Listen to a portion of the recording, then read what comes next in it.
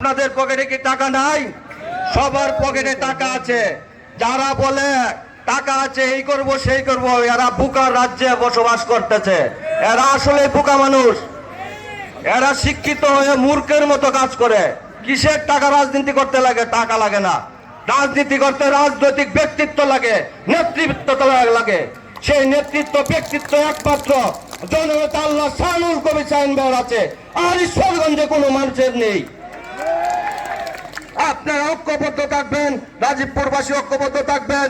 আগামী দিনে শাহিন ভাই ধানের শীষ নিয়ে টিকে আসবে, তখন আপনারা শাহিন ভাইকে ধানের শীষ মার্কা জয়যুক্ত করে জাতীয় সংসদ সদস্য হিসাবে সংসদ ভবনে পাঠাবেন, এই আশাবাদ ব্যক্ত রেখে আমি আমার সংক্ষিপ্ত বক্তব্য এখানে শেষ করলাম। খুদা হাফেজ। বাংলাদেশ জিন্দাবাদ। শহীদ জিয়া অমর হোক। দেশনেত্রী বেগম খালেদা জিন্দাবাদ। আগামী দিনের উপরাষ্ট্রনায়ক তারেক রহমান জিন্দাবাদ। ঈশ্বরগঞ্জের সিংহপুর শাহিন ভাই জিন্দাবাদ জিন্দাবাদ। সকলকে ধন্যবাদ। আসসালামু আলাইকুম। ধন্যবাদ।